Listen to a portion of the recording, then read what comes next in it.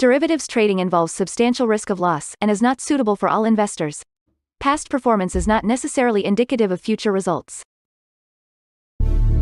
So stressful when the world's on fire. Good God. I can't look at this, guys.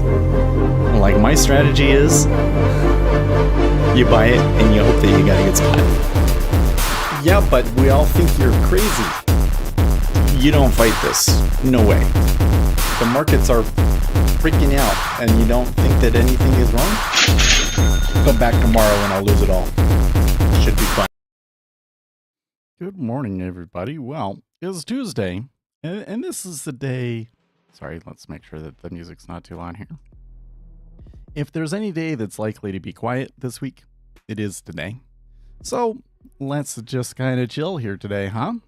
Morning, Ray. Let's check the charts, just kind of see where we're at. Well, so yesterday we did have a little bit of a sell here, but it looks like we're recovering most of it here in the morning session. So S&P 500 though falling a little bit today.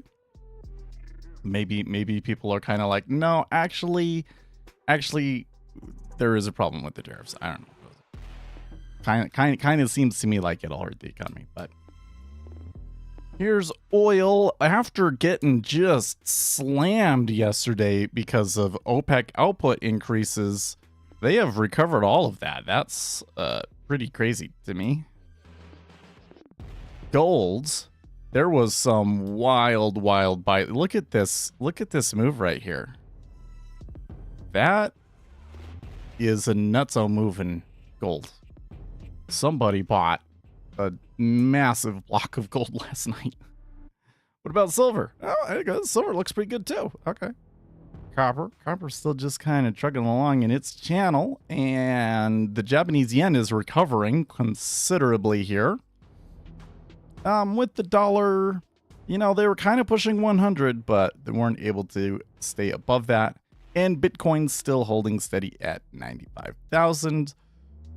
That sure looks like a head and shoulders to me, but I don't think it matters. Well, you can see here on the DOM, level 2 activity. Okay, level 2 activity is maybe actually normal, but the range is definitely not. The range for the first 15 minutes is absolutely pathetic. Pathetic. Let's see here. We do have a 10-year treasury auction today. So I do think that there should be some activity and people out there hedging. Maybe that's why there is a decent amount of DOM activity, is that the robots are out there working it. Although I kind of wonder, like,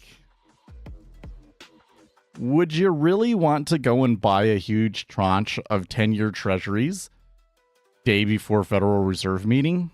Kind of seems a little, you know, I'm not so sure that I would want to buy that. So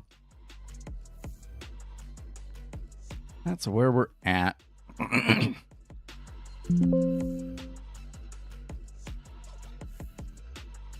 I don't know, man.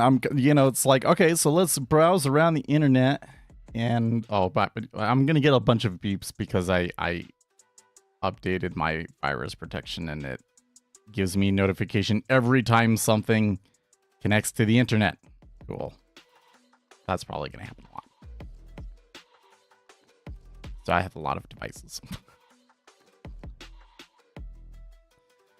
Anyways, I was gonna say I'm kind of like, well, let's browse around and see what people are saying.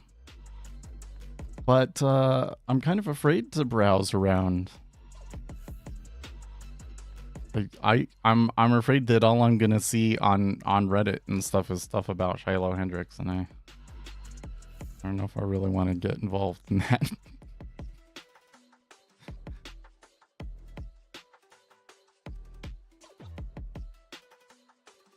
Change my view. The accepted notion of the use of nuclear weapons will change in the year. Crazy. Maybe I maybe should hear him out, but I don't even want to think about that. Oh, that's a scary future. Okay.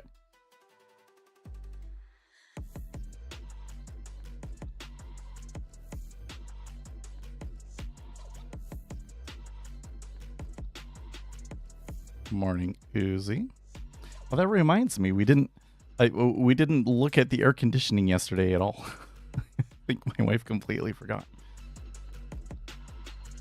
And I didn't open yesterday. I left the door open all night, the window open all night, so it was really cool in here. I didn't do that, so it might be get a little toasty. You aren't the type. Well, no, I don't know. I think that if I was home, I would have called about it, but what I don't know if I would have gone and looked and tried to fix that. Well, I would have looked at it, but I probably would have given up on it pretty quickly. Do you mostly trade the 10-year? Yeah. I don't really place trades in equity indexes anymore. I used to try and trade equity indexes, but you know, I wasn't very successful with it for starters. And I don't know. But like the thing that's funny is like what I would consider to be I wasn't very successful. There's a lot of beginners that would think that they were just trading gods. So, but, and the more that I've learned, the more that I have come to the conclusion that there's just no way that I would ever be competitive in equity indexes, and that's not worth trying. The 10-year is a little bit slower, a little bit more intentional, more consistent order flows that I can try and take advantage of. But I take a lot less trades in the 10-year too.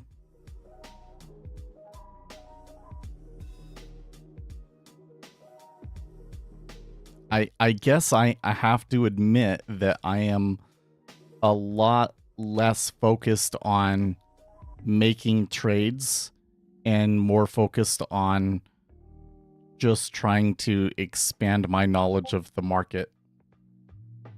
Because I know that you know, even if I'm really, really good at scalping, that there's a pretty hard ceiling there, you know? It's a pretty hard ceiling there.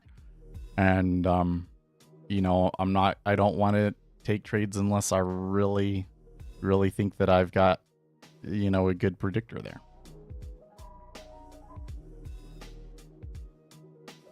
I'm getting a lot of notifications, but I don't actually know where that was all coming from.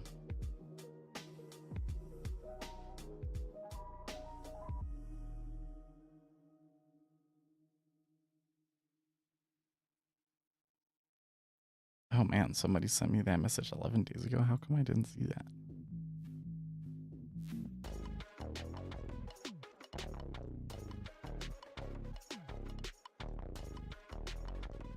In terms of P&L, why not ZB? Because you do have a greater possibility of you can make more money. You can lose more money too. The volatility cuts both ways. Or that, we shouldn't call it volatility, that tick size cuts both ways.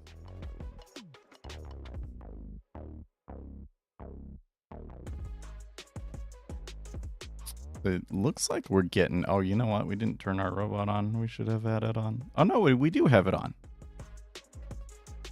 How come? Oh, because it's been net by this whole time. Okay. So it would probably need a pullback in order for the robot to get triggered long. Why do you have two market order imbalances? You know, maybe I should get rid of the one. One is a 10-minute imbalance and one is a 30-minute imbalance. And so the idea was that there might be some situations where it's telling you that there's an order imbalance short, but when you look at the higher time frame, you can see that it's pretty persistently long. I think that 30-minute one is going to be lagged and that it would lag your entries too much. But like the issue with this one is it's basically only ever going to allow you to pick something up on a pullback. And especially for treasuries, that might be too conservative. So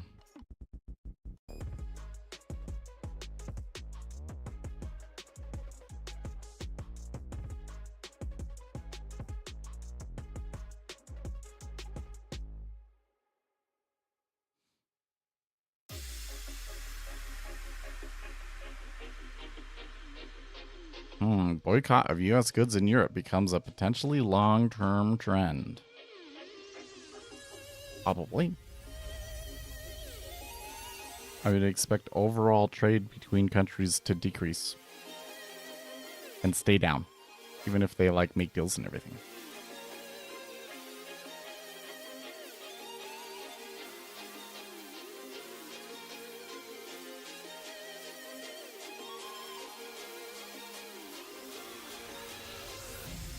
March imports were 17.8 billion more. You know what? I'm actually I kind of feel like that 17.8 billion is maybe a little low.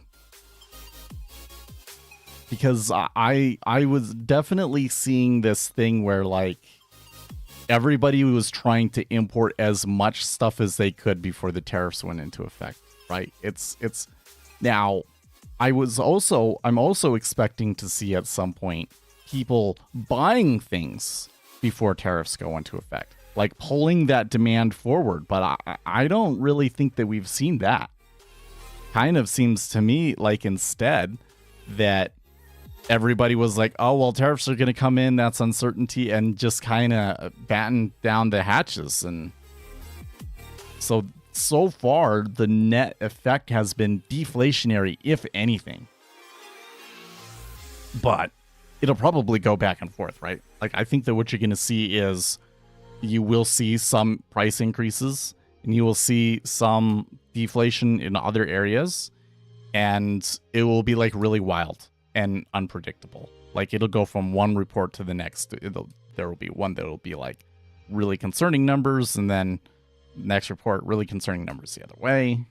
And then in the end, you're going to see probably no net long-term increase in inflation. It's probably what's going to happen if you zoom out large enough.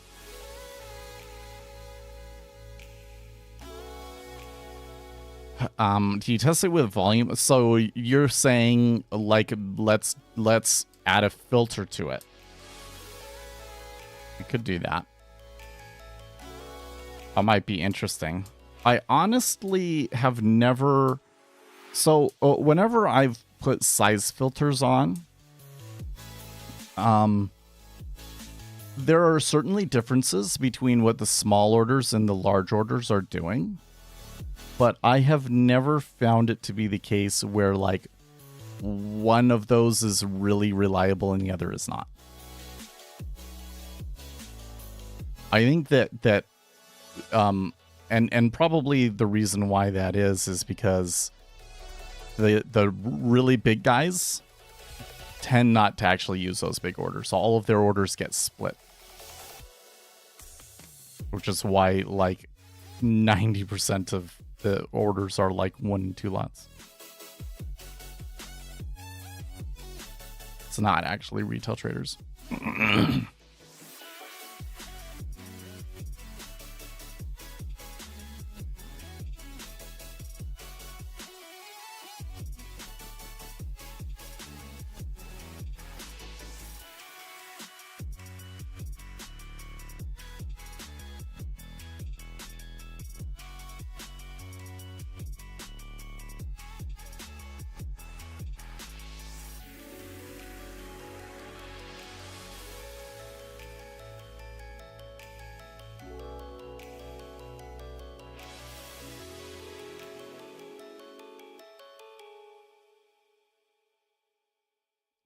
Is the job market as bad now as it was during the 2008 recession? I would say yes. Although I am seeing some signs of it getting a little bit better here in the spring.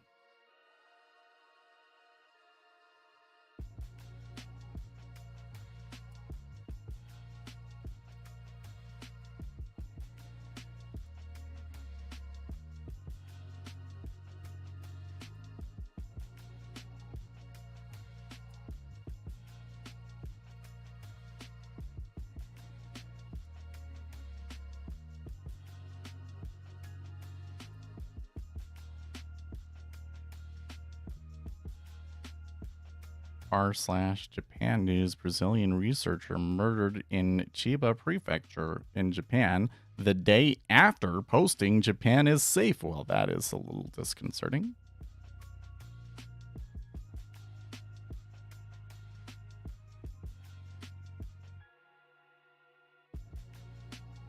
There's no humanity left in Heron. I really think the issue is people don't understand the impact that their individual decisions make. So leading to this nightmare of a market. Okay, it's turning down back towards the open.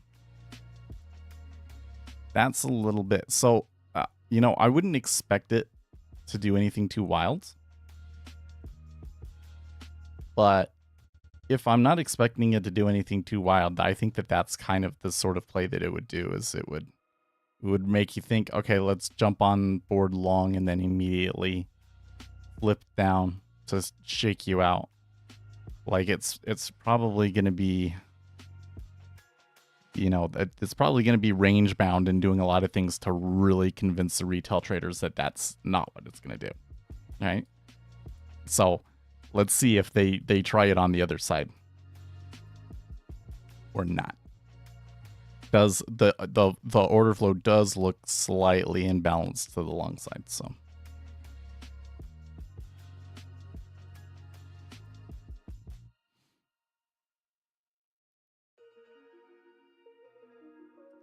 Hmm. 53% of Americans polled now hold an unfavorable view of Israel. I don't know if that's a statistic that I think there's a lot of people that might say that they don't necessarily support the Israeli government, but they still do kind of support Israel. So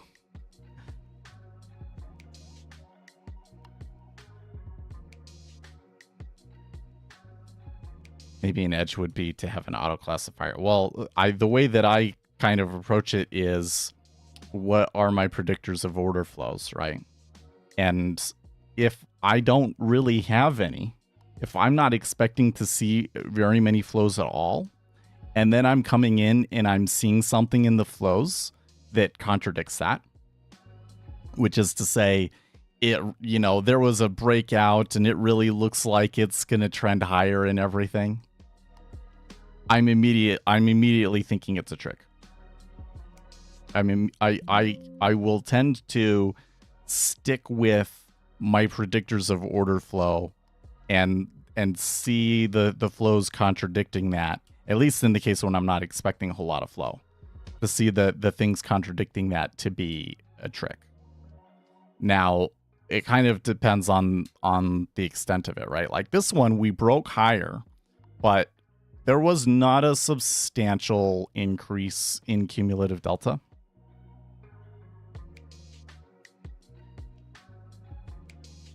So that's really kind of the quintessential case.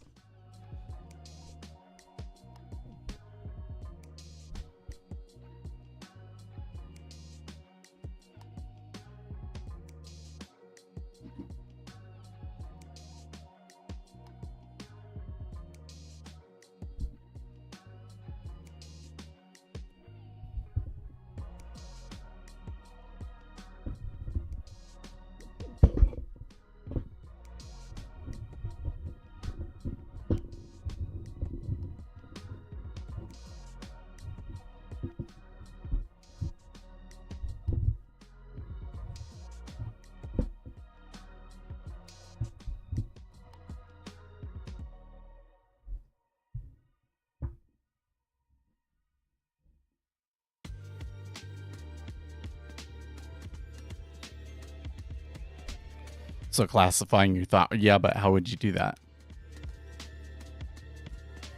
The big problem is I would have to have some sort of way of scraping the news and looking at all of the different order flows that can potentially come in and coming up with the prediction for the flows that day.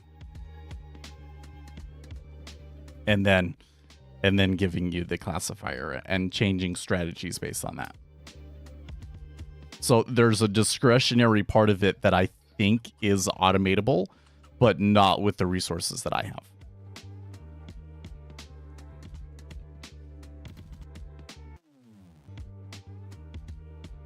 In your opinion, a big order have different purpose? We have not predicted them always. I'm not sure I understand the question, but you know, if we're talking about like a large market order, for instance, hitting the market, I would say that most of the time, I view those as a large player making a mistake.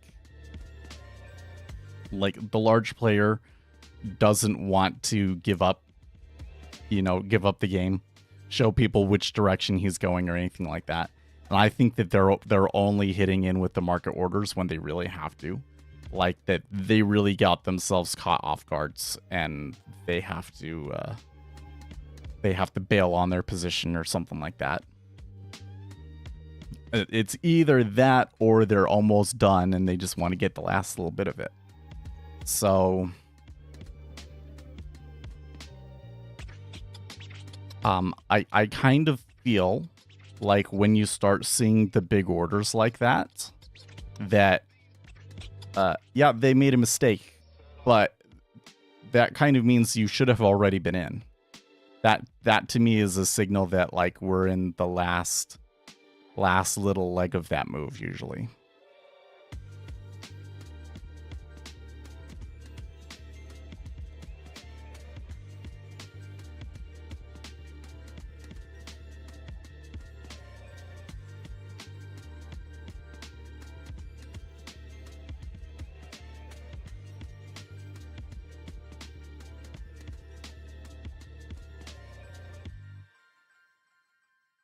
So I kind of feel like the collared shirts are kind of a scam because like it really should be like this, you know? But it's never going to stick up like that on its own. No way. Never looks like the pictures. So it's better we don't follow them. I wouldn't say that you don't follow them, but I would, well, I guess what do you mean by follow? I wouldn't be like, here's a large market order that makes me want to get in. Usually not. Usually not, unless it's a situation where I really think that it's going to be like a trend day. You know?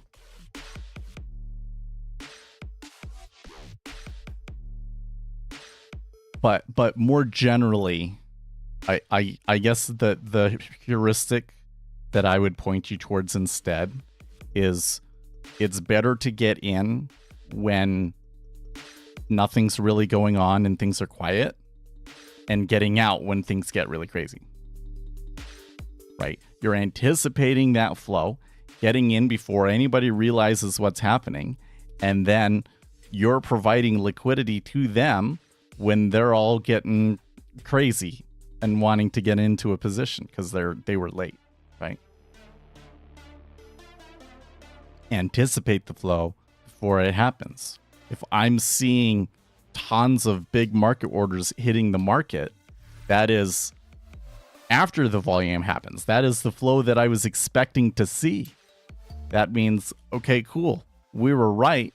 Here's my opportunity to get out at a good profit. Potentially. Once I start to see this activity of like large players like really, really throwing their weight around, I tend to avoid that.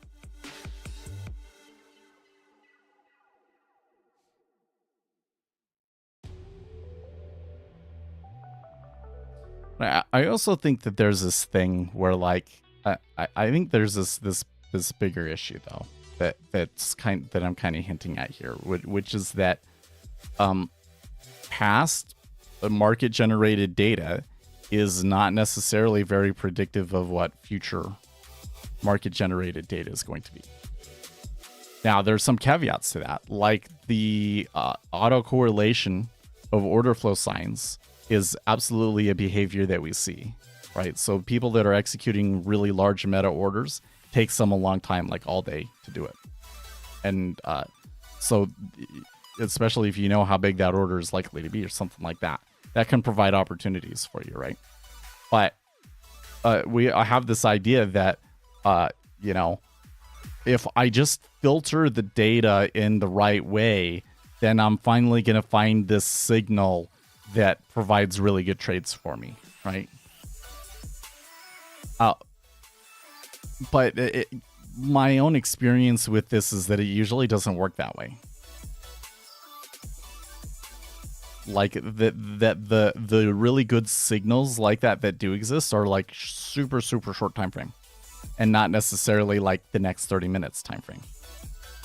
Like the problem is really more of the time frame than it is like, can I filter the data in the right way, right? So if you really want to make a prediction for a trade that's more like, you know, what's going to happen in the next 5 minutes to the next 2 hours, I really think that you have to go beyond just the market data. You should be following the market data because that's the way that you get your feedback. But it's probably not going to be the source of your edge. Is that a better way of expressing it? So don't just say, oh, if I just filter it down to, you know, only the big orders and just only follow the big orders or something like that. That's not a good setup for a trade, in my opinion. A good setup for a trade is, okay, today is Tuesday. There's a Federal Reserve meeting tomorrow. So a lot of people are going to be holding off on doing anything because of the Federal Reserve meeting. There is a 10-year auction, but that auction might be lighter because of the Federal Reserve meeting. Donald Trump hasn't tweeted anything yet. I'm not anticipating Donald Trump tweeting anything. Ergo, the market is likely to be a little bit range bound. And if I'm seeing an unusual kind of push higher, I might need to be a little skeptical of that. So far, it served us well. Like you could maybe be in and you would have only gotten like if you had gotten in at 07, you might be 1 or 2 ticks down and like hoping on it. But you'd be awfully frustrated by this point, right? Maybe it goes higher. Japanese yen is trending up pretty well. But it's probably not worth messing with right now. And I think that that's a much better setup for a trade. And if I was really looking to take on risk today, despite knowing all of that, I would probably go against the trend and like sell it at 07 and try and take it back off at like 06 or 05 half. Because I'm using my knowledge of the market and my knowledge of the flows. And then looking at the market data is feedback.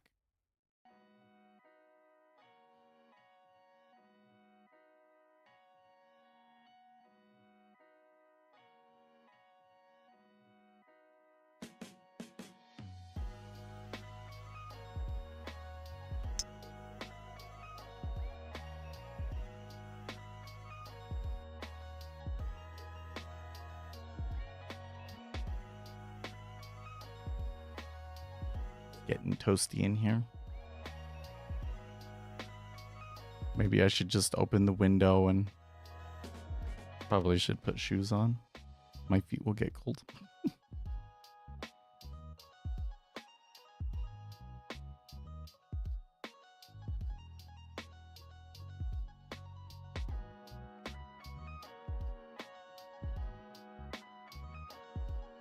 Now, I was thinking, was it yesterday where we were having this conversation and I felt like that some people in chat were getting like way too animated about it? I was like, that's kind of crazy.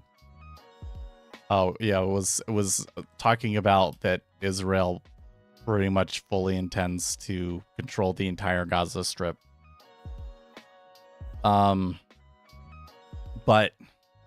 you know, I think I just forget sometimes that so much of the American left has really been constructed around support for Palestinians and being anti-Israel. Like a lot of this wokeness stuff, I really think that a lot of why the ideology is constructed the way that it is to support the Palestinian cause. So those left-leaning people get really animated about it, and I can see it on my Reddit front page every day. Here's a story about the majority of Americans no longer support Israel. Here's a story: anti-Israel protesters set fire to the University of Washington. r/ask Trump supporters, Trump supporters who do not view Israel favorably. Do you think there is a possibility that Trump may try to enforce laws punishing criticism of Israel not just to non-citizens, but actual citizens? Oh, right, because there was this whole thing that, like, some Palestinian protesters were immigrants, and they basically, like, revoked their green card. Right? Like, this is something that I'm not really even reading about.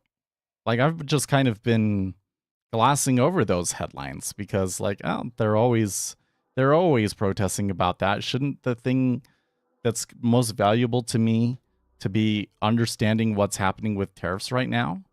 It's a very complex situation with tariffs. Going to be very difficult to navigate in the markets. That's what I'm focused on. I'm not so sure that that's what Reddit is focused on.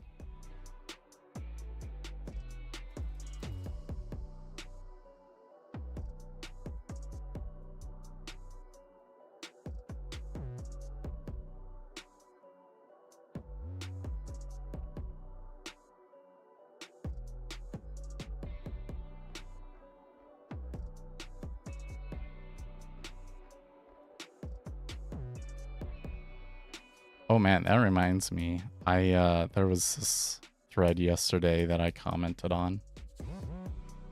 Yeah, okay. He did respond to me. Have you guys seen this thread? I thought it was interesting. How do I stay positive when I'm scared he's spiraling? Isn't it look so much artificial? I do think that almost anything, when you're seeing the Democrats protest on something, that they're very good at a small amount of activists making a big impact, you know, and making as much of a deal over their activism as possible. But at the same time, I do think that the American left is really, really hyper-focused on that issue.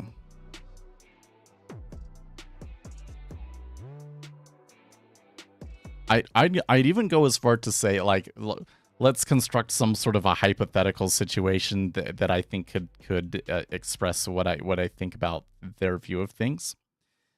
I think that if Donald Trump all of a sudden came out and was like explicitly anti-Israel, that they would overnight become Donald Trump supporters. So I think for a very large portion of the left that's like their single issue. That they've been conditioned to be treated by it. Okay, should I change the subject? Let's read this post. In r/day trading, how do I stay supportive when I'm scared he's spiraling? About 4 months ago, my husband started day trading. He spent the first 2 months paper trading and studying Ross Cameron's methods. I see that name and I'm immediately like, oh boy. I was immediately against it. I've always viewed day trading as gambling, but I've tried to be supportive because it's his dream to quit his engineering job and, quote, make it as a trader. Financially, we're stable. We earn 350K combined and split that evenly. We live below our means, own a rental property, and contribute to retirement accounts, though he's behind on his and insists he will make it up with future trading profits. So, man, you know, I always kind of, I think I always kind of get triggered when I see this thing that day trading is gambling. Like, what is that even supposed to mean? Can anybody actually give me like a specific nailed down useful definition of gambling? Because I really kind of feel like that we say something's gambling if there is a possibility of loss. And we use the term gambling because gambling is bad. But I think that the reality is that taking risks is a necessary part of life. For these people, man, if you're making 350K behind, you don't have any kids. Doesn't sound like they have any kids. You're living below your means, you have a rental property, things like that. I think that it's almost irresponsible not to take some risks. Because number one, like, not taking a risk is a risk. And, if you run the risk of, you get fired or you something happens to your industry and you don't make as much in the future. And if you had taken the risks when you had the opportunity to, that would protect you, right? So on one hand, there's a certain amount of money you can make where it's kind of, the prudent thing is to start taking more risks. But I also think that it's kind of like socially irresponsible. Like, we need people to take risks, and if you're one of those people that has the opportunity to take risks, you should do them. We would want you to take risks in things where you have the best opportunities available to you. And that's probably not day trading. And it's certainly not day trading with Ross Cameron's methods. But at the very least, he's taking some risks and they can afford to do it. So that's good. 95% of participants in the game lose money. I mean, the win-loss stats between gamblers and day traders are probably similar. That's probably true. I mean, it depends on which level of trading we're talking about. But when we're talking about day traders, yes, probably. And when we're talking about futures day traders, definitely the case. Definitely the case. Probably more people make money. No, I don't know. I don't know. What percentage of people actually make money from gambling is? Order submitted.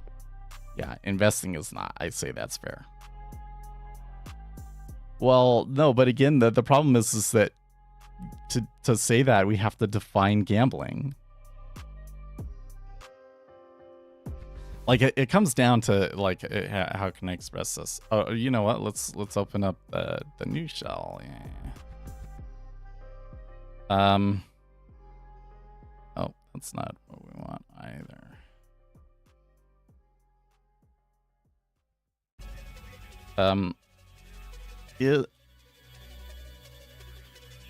Gambling.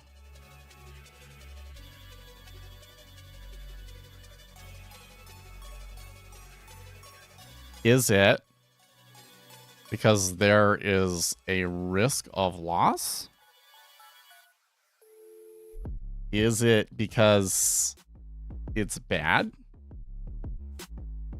Is it because most people lose?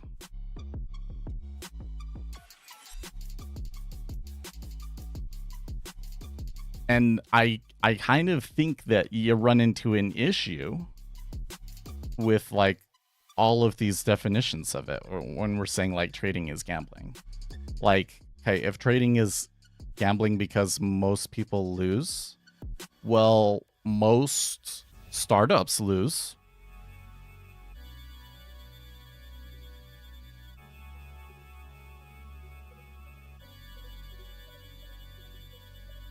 Oh, okay. Is there skill involved? Right.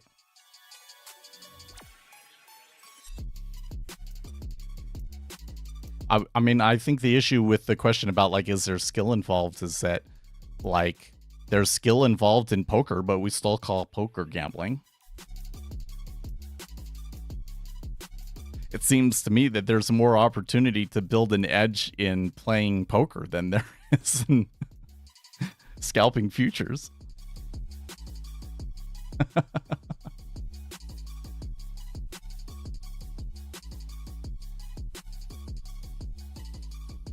Yeah.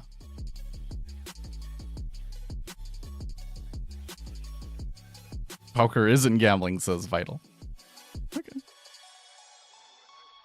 I think the reality of it is that gambling is a word, and it's a word that we primarily use to express disapproval of something. It's to me, gambling is an activity that involves chance and is frowned upon by society. That to me is the definition of gambling.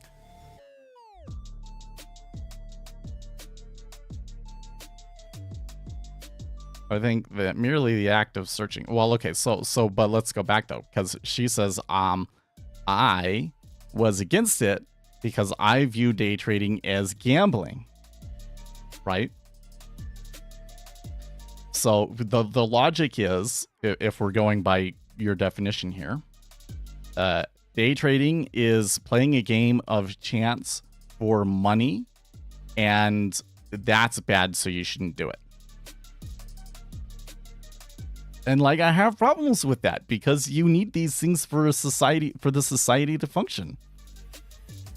You know, something that is holding some parts of the world back is, and like one area of the world that I think this plays in particular is Pakistan.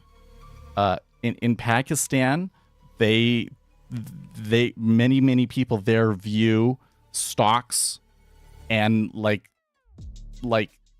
financial markets in general as gambling, and that's haram. And so even though like they do have like a stock exchange there and everything, it doesn't enjoy the same kind of social support that markets do in Western societies. And that is hampering development in that country.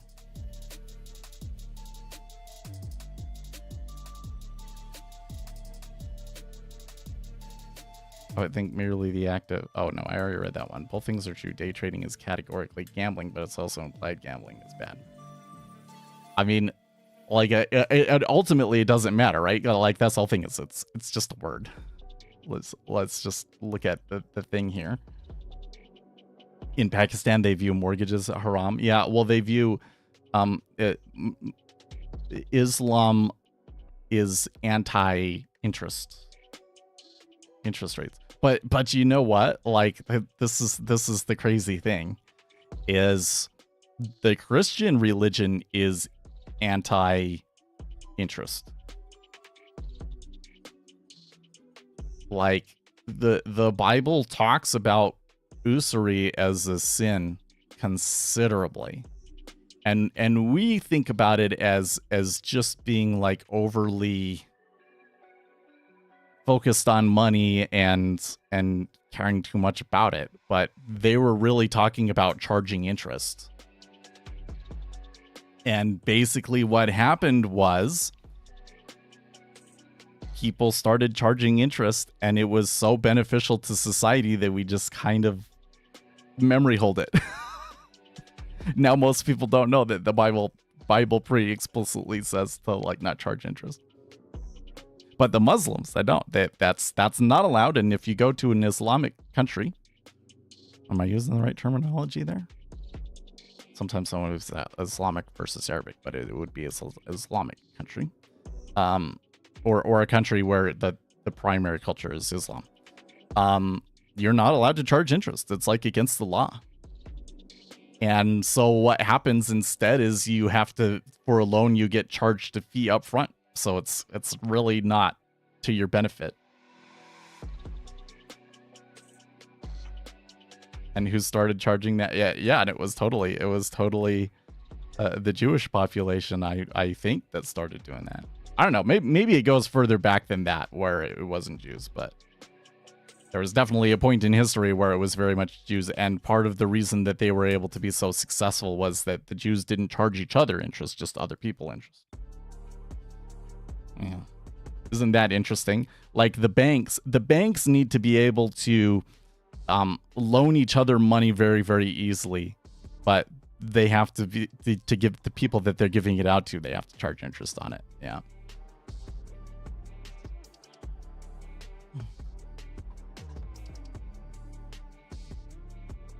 Yep. But I understand the history behind it, but like I think the fact remains that interest is kind of a necessary part of the financial system, isn't it? Right? I think it just kind of fits right in there with complexity, where it's like the interactions, the small complicated interactions between different agents in a system can result in high level behavior that you would never be able to predict from the individual interactions, or we call this emergent behavior.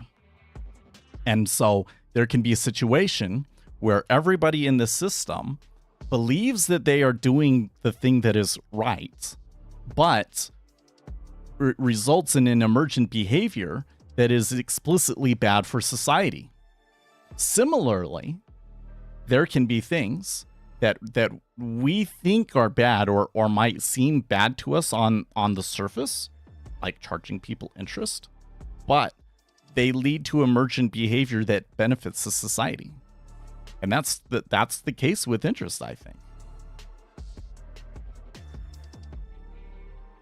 What's this channel? Yes, it's a cooking channel. Anyways, I should keep reading though. I think we beat that one hard enough. We beat that one hard enough. 8 years ago, we had our first baby, and this new obsession with day trading felt badly timed, like a midlife crisis. Now he wakes up at 4 a.m. every weekday to trade, sacrificing sleep and following a set of strict rules inspired by Ross Cameron. Rules he often breaks. On many days, he takes no trades but dwells on missed opportunities. When he does trade, he sometimes earns $15 to $100. But last month, he lost $3,000 to $2,000 in one day alone due to not following his own rules. Today, he lost another $1,000 the same way. This part just sounds so... It's just... You see it over and over and over and over again, right? People will take little wins, and they're doing that because, you know, you're kind of risk adverse. You don't want to accept the loss. And so, like, you make little wins most of the time, but then when you do lose, you lose big and you blow the account. And they'll always say that it's because they're not following their rules, right? All I got to do is just follow my rules and those big losses won't happen, and then I'll be a profitable trader. And for some reason, they're never able to get into that place, and you're kind of like, what's wrong with people? Why can't they seem to do it? Is it really just that hard? And I say, no, I think it's inherent in the strategy. I think that the big blow up is inherent in the strategy. And if you can't find a way to detect when that's happening and avoid it, then you really just can't trade that strategy.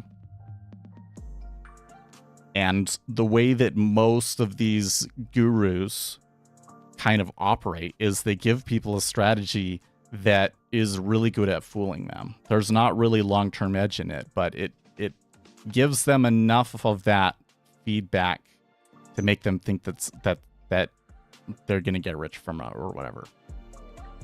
It's kind of like this whole thing with, like, you give a rat a treat when it pushes a button, right? And then you change it. And you have two rats. One rat, you just stop giving the rat something when they push the button, and the rat will stop pushing the button. But then if sometimes you reward it, like you just reward it randomly, then the rat will just start obsessively pushing the button.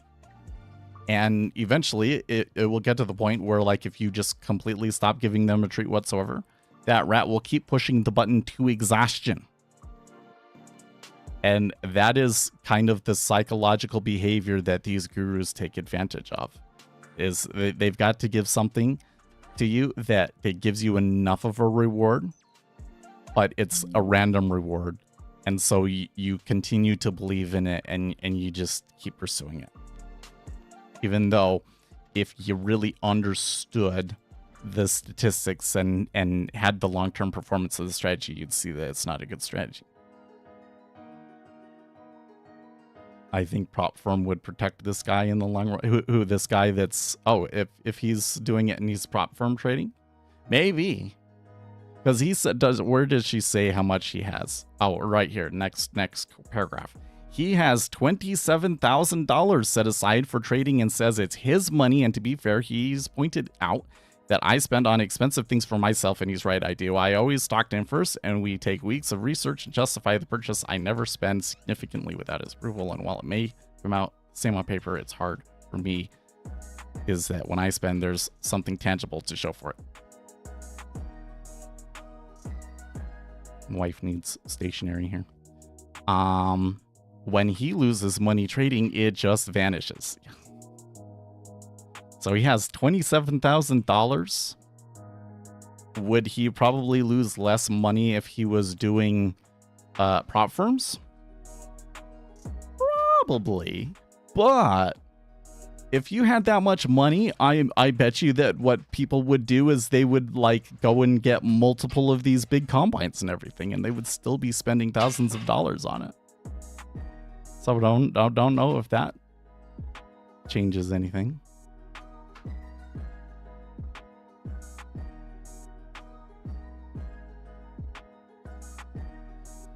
I think the gurus were the victims in the first place, and the only way for them to use the fake knowledge is to fool others with it. Evil circle. Obviously, that depends on the person, right? Like, Ross in particular, I do wonder about. He seems like a genuine guy. There's a lot of things that I see certain gurus do that I really hate that Ross doesn't do, but he's still like the worst grifter in the space at this point. The thing that really bothers me about him is that I see astroturfing. I'm very much convinced that Ross Cameron is paying people to astroturf social media and promote him.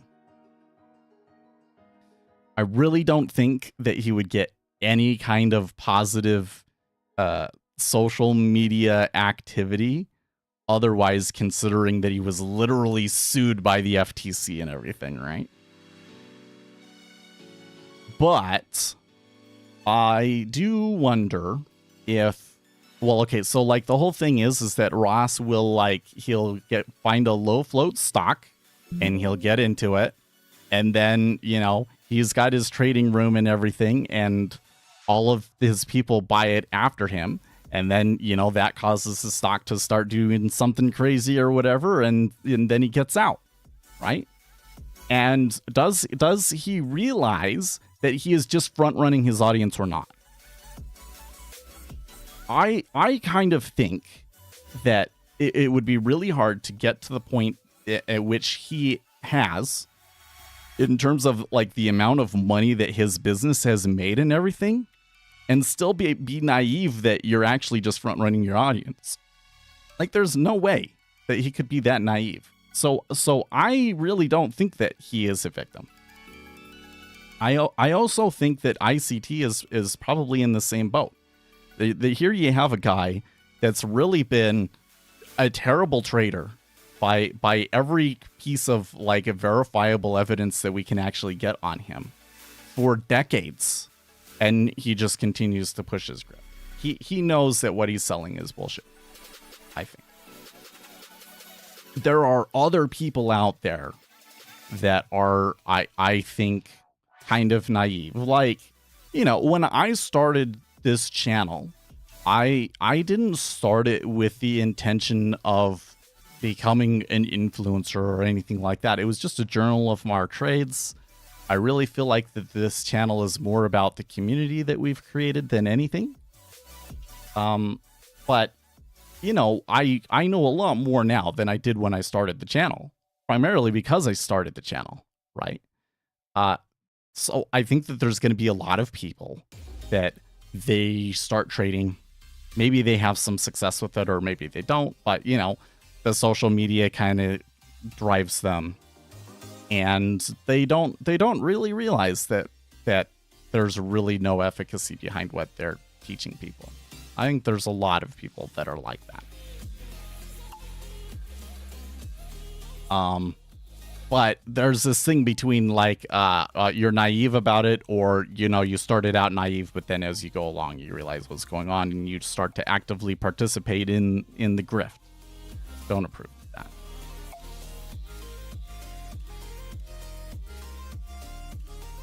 So let's see here. He's been postponing buying a new car, saying he'll get one once he wins trading, but so far those wins aren't coming and the car fund is dwindling instead. One thing that I do see here though, like I highly doubt that this guy is going to have success in trading. Everything about this kind of says to me, you're not going to make it, right? Like, I think the kind of person that's likely to make it is the one that's going to be telling their wife, you know, like, this is a really, really hard thing. The probability of us being successful with it is not very high, but I just really, really like it and I'm really interested in it and I'm willing to spend, you know, a portion of my time and money on it, regardless. That's the person that I think is more likely to have success, because you've been doing it for 4 months and you're already kind of losing. This is something that if you are going to be successful with it, probably going to take you many, many years to really get in a good spot. So I it's just funny to me, like most people can't persist something for more than a quarter, right? If it's not working. It's like with YouTube, right? It's another good example there. Like, yeah, you can, is YouTube, making YouTube videos gambling? Where was our little thing here? Is there's not really a risk of loss with it so much, but you spend money on the YouTube channel, possibly, like you buy a camera, so then there is a risk of loss. You bought the camera, you didn't need the camera, right? I think I could argue that it's bad. I think that there's a lot of things about the way that YouTube works that I think is not good for society. Most people do not have successful channels. Like we are like top 5% of YouTube channels, and our channel hasn't been that successful. Right? Is there skill involved? Yeah, there absolutely is skill involved. You know, like, it's just, there's some parallels there, you know? But how many people are willing to like continue to make videos year after year after year, even though they're really not getting a whole lot of anything back from it? Not very many people. Probably more people than would stick with trading, though. What bothers me most is how much he idolizes Ross Cameron. I find the guy shady, making money off people's hopes and trades. Well, most followers lose. My husband constantly talks about Ross's wins, and I'm tired of hearing about him. I genuinely want to be supportive, but I'm scared this could spiral into something bigger. I see day trading as gambling. I know traders hate that comparison, but from where I sit, that's exactly what it looks like. Too long didn't read. My husband started day trading after we had a baby and is losing money while breaking his own rules. I'm trying to be supportive, but it feels like gambling. I'm worried it'll spiral. He says it like me spending on nice things, but at least I end up with something to show for it. It's kind of interesting to see, to get a window into people like from that perspective, because there is a lot of people that have unrealistic hopes and dreams around trading, very much so.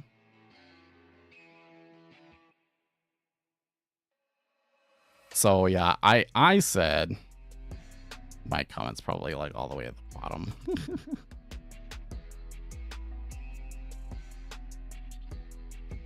he is probably going to lose it all.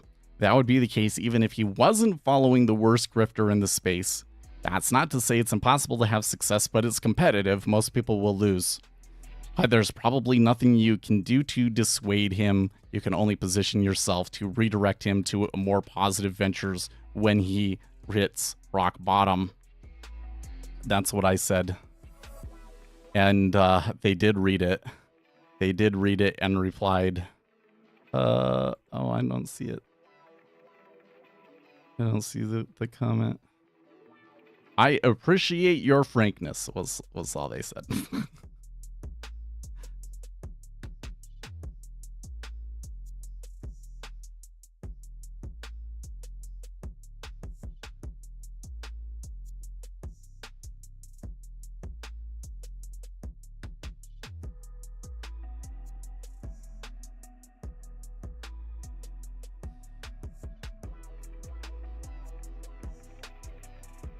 What are all of the numbers? So I have multiple DOMs up here. Each one is a different instrument. So that is one instrument. That is the 10-year treasury. The light blue column are limit orders to buy. People that have decided to buy at a specific price and they're waiting in the queue to get filled. Orange red column are limit order sells. People that have decided to sell at a specific price and are waiting to get filled. The middle columns are the market orders hitting into those limit orders. So these guys, they wait to get filled by the market orders. Okay. And the interaction between those essentially is how price moves. If all of the orders at O3 are exhausted, and of course, like, people can continue adding more and more orders there. Some people will cancel orders. The interaction of those three forces is kind of how price will move up and down. There's also this column right here. That's just how much volume has executed at that price. So I have that information for a bunch of different instruments. You can see the names of them: ESZV, ZN, ZF. What we're doing is we're watching primarily the inside spread here and watching for how the orders, I wanted it to be like that, watching how the orders are responding to different things. So we've been trading this narrow range. So the way that this would work practically in this situation, it's the day before Federal Reserve meeting. Because of that, people are kind of going to sit on their hands. So you're not going to see as much activity today. It's likely to stay range bound. You can see that for the first hour, it's been very, very range bound. So I'm kind of on the lookout for, okay, if they push the edges of these, like, how do the orders actually react? And what I'm seeing is a lot of kind of noisy behavior that I think it kind of is like to try and entice people in, even though it's unlikely that we're really going to see any kind of a meaningful breakout. What was it that he finally said that made us be like,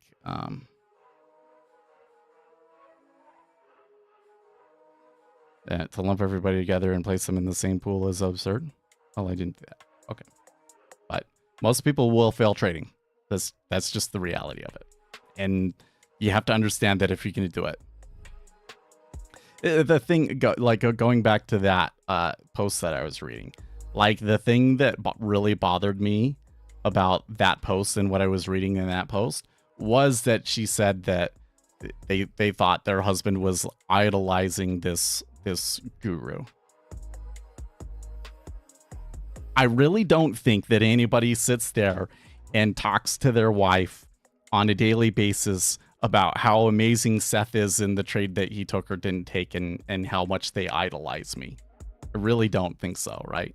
I'm constantly trying to inject, reality into the situation and perspective and helping people understand that, yeah, well, okay, maybe we made money today, maybe we were just lucky, right? But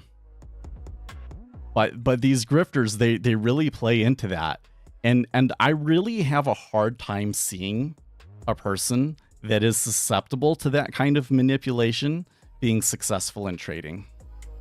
That's the thing that really bothers me the most about it. Like, is the gurus are essentially using methods to build their audience that explicitly recruits people that will be bad at trading. You know?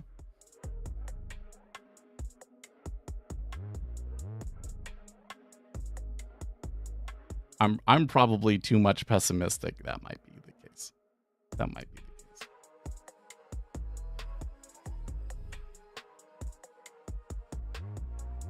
I think that I've become too risk adverse, you know? Vital saying dom trading is the only thing that works for day trading and only if you do it right for a long time. I wouldn't go as far as to say that. I think that you could sit there with a news squawk and just buy or sell based on the news squawk and probably do okay. But I do think that the DOM gives you an explicit edge. I'm not going to say that that edge is everything, but I do think it's one of the more powerful tools that we have. On the technical side, it's one of the more powerful tools that we have. I would rather you put your effort into learning how to read the DOM rather than learning how to read the chart.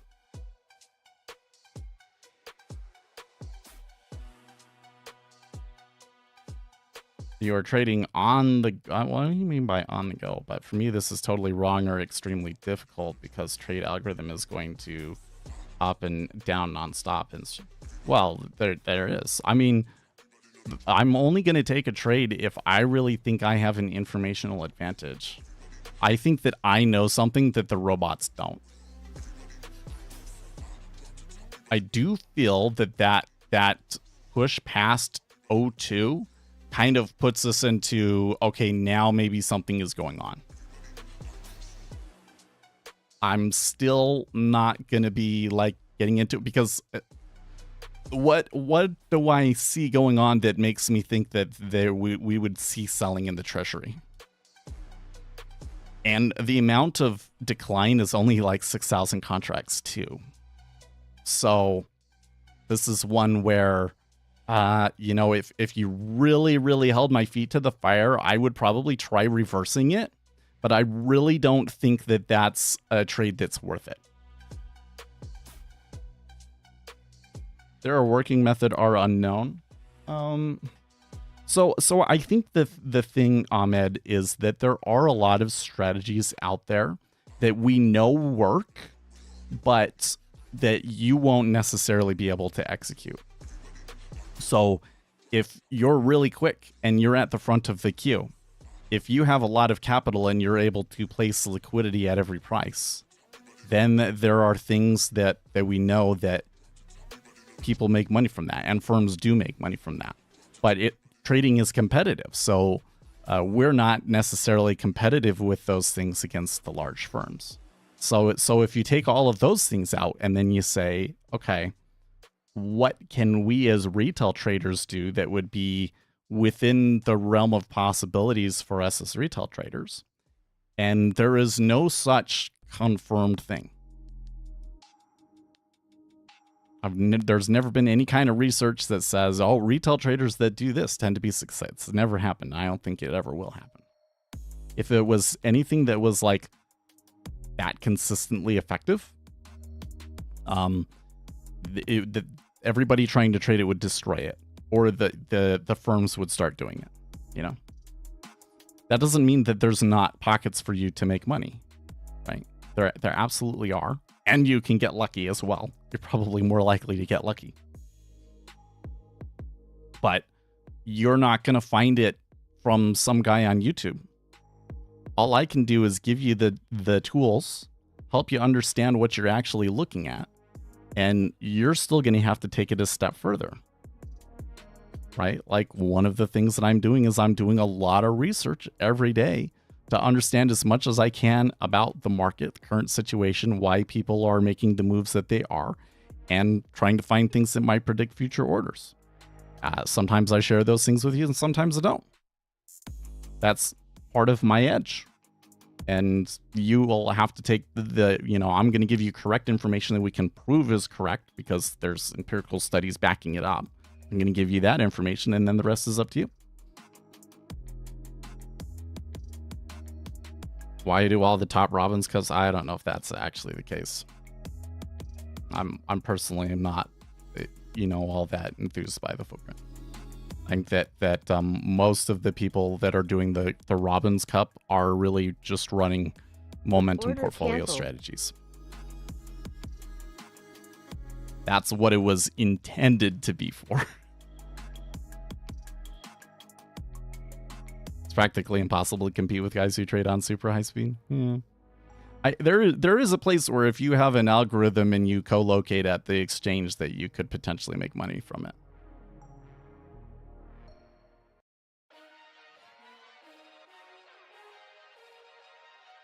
Like let's say you were working at a quant firm and then that quant firm blew up and there was some sort of strategy that you were working on that, you've made some innovation on it since that quant firm blew up.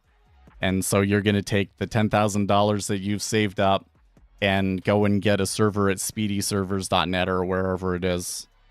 I think that that's a possibility for some people. I don't think that my algorithms are that good, but we've found some interesting things.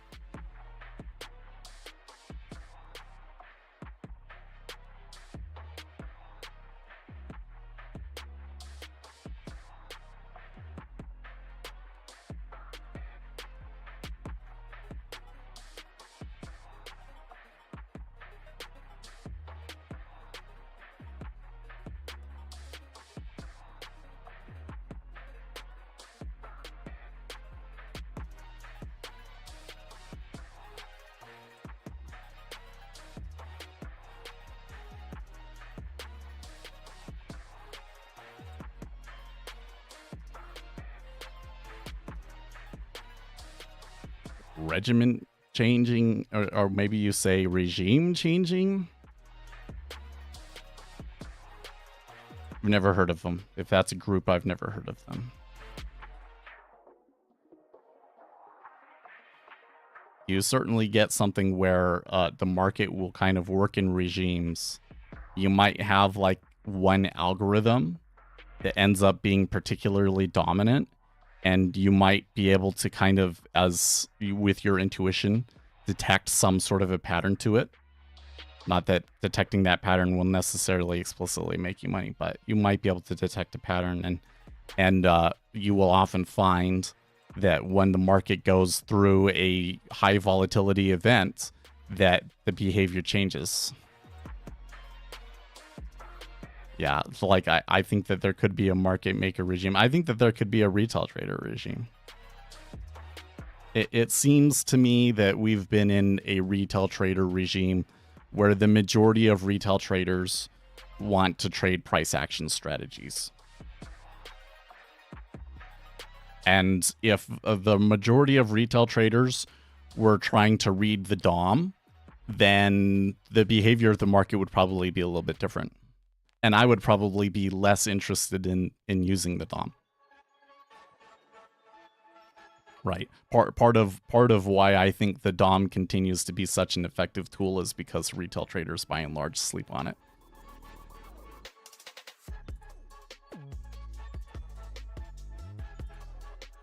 Waiting on a certain setup. Well, but if you were listening earlier, I kind of said that you're unlikely to really get good trades through technical setups. Like a technical setup, regardless of whether it's an order flow or the chart or anything like that, where it really effectively predicts what's going to happen in the next 5 minutes to 2 hours, right? I don't know if it really actually exists. There's not a lot of room there for that. If there was, firms would already be on it, you know. But you know, something that you could call a setup is, based on my knowledge of the market and the flows that I'm expecting to see today, I'm expecting a certain imbalance in the orders, and I'm seeing evidence of that in the flows that are actually coming through now, and you can call that a setup, and that's a different thing. But that's not just based purely on the market data, right?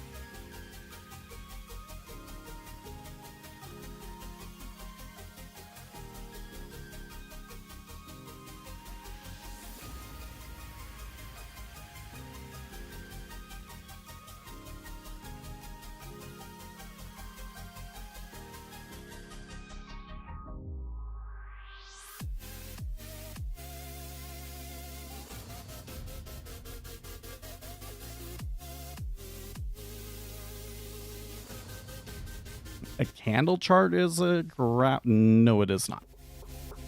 There is, so even when you're talking about a footprint chart, the majority of the data that comes through is removed from is not reflected on the chart.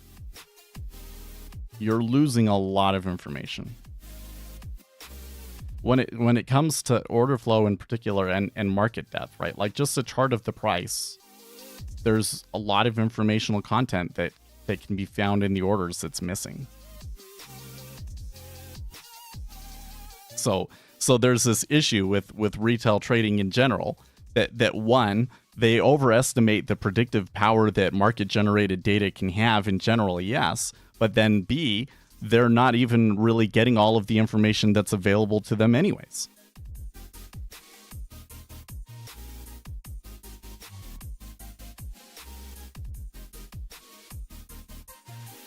What's the blue stuff? I'm not sure what you're referring to there.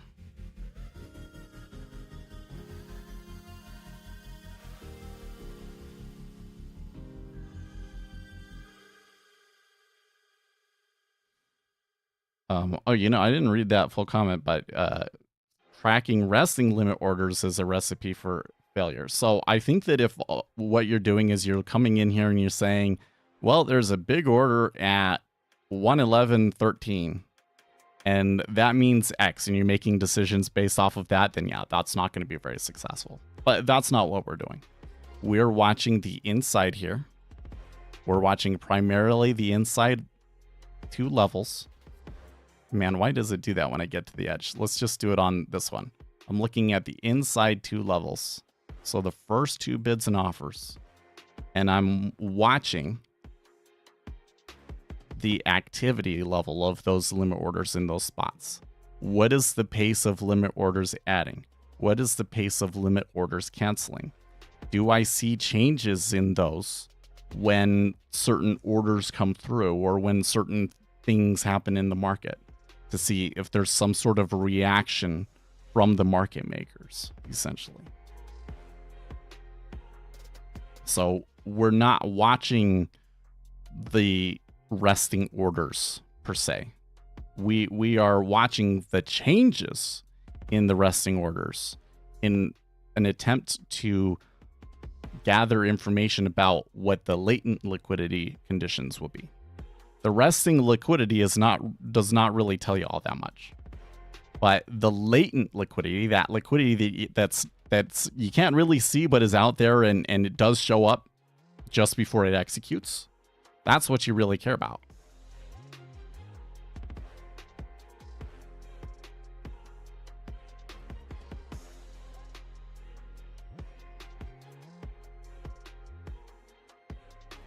I don't know.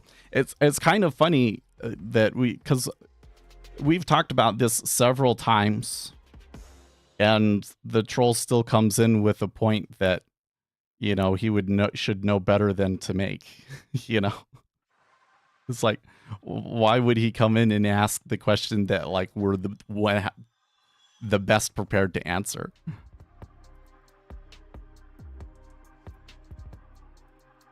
So is he just not paying attention? I don't know.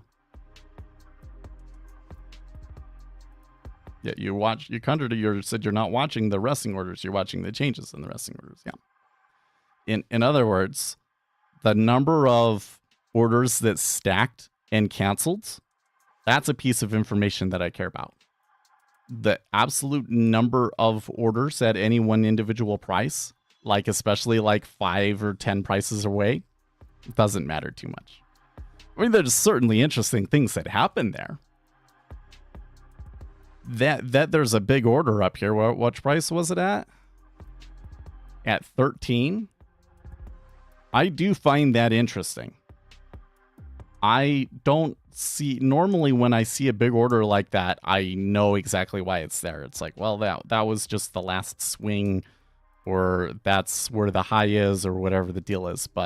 And sometimes it's at round numbers, but in this case, it's just kind of out there. I don't think that there's anything I can do with it. Like, there's not some trade that you can do with it, but it's interesting to me. But it's the changes in the orders that kind of tells you what the latent liquidity is, and not the absolute amount resting at that time. You are watching resting orders? No, I would call it like a derivative of the resting orders.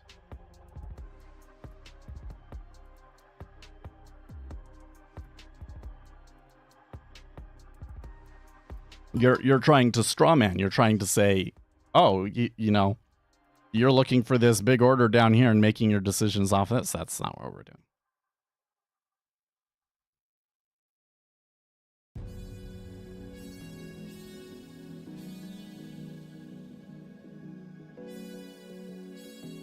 And I don't really think that the market's really telling us a whole lot today anyways.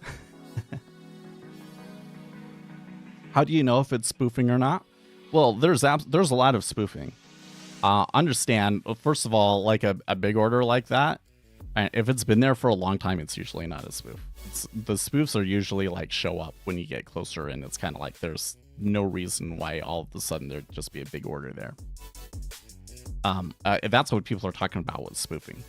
On the other hand, there's a lot of limit orders that are constantly being placed and canceled by market makers, and are primarily a means of them getting a good spot in line. Okay? Like, if we start trading at 01, you're probably going to see a good portion of the orders there cancel. Right? But again, it's about the changes in it. Like, I know there's going to be a certain number of orders at each level that are going to cancel because they were just there to save a spot in line. And now that we're there, they don't actually want to do anything, and so they just cancel them. But if I see us tick down and I see more orders cancel than usual, that's gonna set me off. If I go down and I don't really see the orders cancel, so we have traded at 01 and they're not really canceling those, so they actually want that. That is something that I'm gonna notice. Well, in this situation, It's entirely possible that we trend down, but that's not a trade that I want to take because the liquidity at 01 is not pulling. Those market makers, they are taking the fills on that. So that's kind of something that's telling me like, actually, right?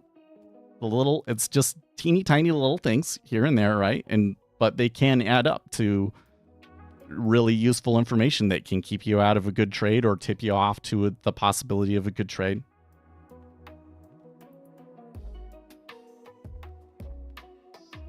The bid-ask lines on a candle. Well, so first of all, I've never seen the candles chart with bid-ask lines on it, but then B, you're still not seeing the limit orders and the changes in the limit orders. You're only seeing the end result, which was the price and or the best bid, best ask at the end of that candle. There's still tons of informational content that you've lost. Like the whole thing is that when we go and we are doing empirical research on the market and we look at behaviors that we see in the limit orders, or should I say market depth, behaviors that we see when we can sign orders to say, is this a market buy or a market sell, right? There's more behaviors like that we can prove. Whereas when you go and you do that on intraday price, there's like nothing. It's like basically all the research says it's random.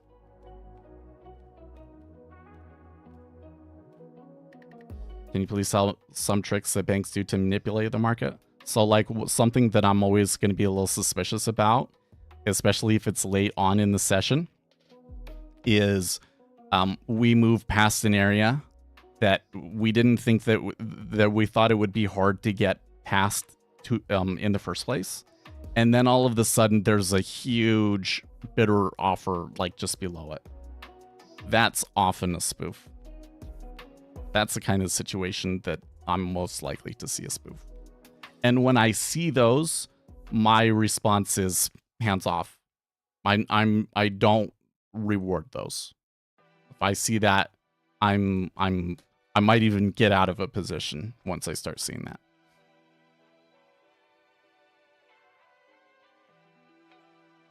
I still don't get your catalyst. Well, that's because we don't really have a catalyst today, right? Tomorrow might be a different issue. Well, Thursday, definitely. On Thursday, I'm going to be saying, okay, based on what happened with the Federal Reserve and everything else that's going on, I might see an imbalance and I might be taking a position. Because I think that the future orders are going to be a certain way because of I'm predicting what people are going to do. Right? And then I'm going to be watching the orders and everything to see, okay, is the behavior that I'm seeing on the DOM in line with the flows that I'm expecting to see? Yes or no? Right. There's also small things, like one of the things is if I wanted to buy right now, should I buy at 03 half with a market order or 03? And I would say almost explicitly, most cases, you actually want to put a limit order in at 03 because you're extremely likely to get filled there. Now that it just ticked down, now you would just market order at 03 because less of a chance of getting filled at 02 half, right? So that's just one thing that can save you a tick on each side, but a tick on two on each side is actually really valuable. That can make or break a strategy. So that's another benefit that you get from the DOM and the market depth that you're not going to see if you have a chart.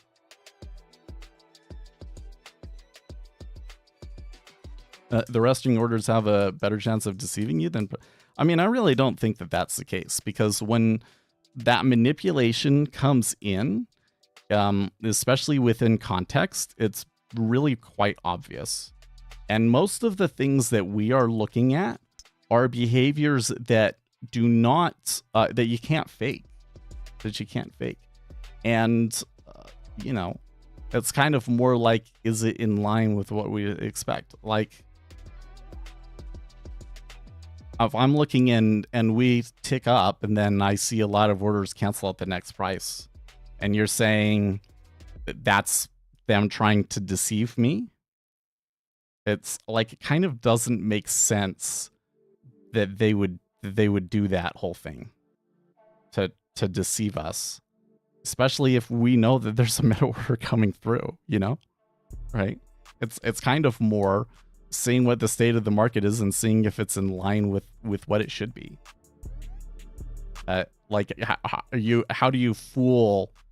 Do you get what I mean? It's like coming in and saying, is my dishwasher running correctly? I don't know. You have a video? Well, I have a bunch of videos where I go through all of the research and everything. Just go and watch the order flow video series. Every platform. Well, I really don't see any retail trader charts posting charts with bid and ask lines on the chart. That honestly sounds kind of stupid to me. I honestly, like, do you really even know what the fuck you're talking about, dude? Because all you're gonna see is a bid and ask line right around the closing price of the candle. What's the point in that? In a stock platform, there's going to be a spread, and you could chart the spread. That might be interesting. Nobody uses that. Sorry. Like the bid and ask lines that you can bring on from the price indicator in NinjaTrader is a debugging tool. Nobody uses it. Anyways, it's time for me to get going. I will see you guys tomorrow. Stay excellent, team.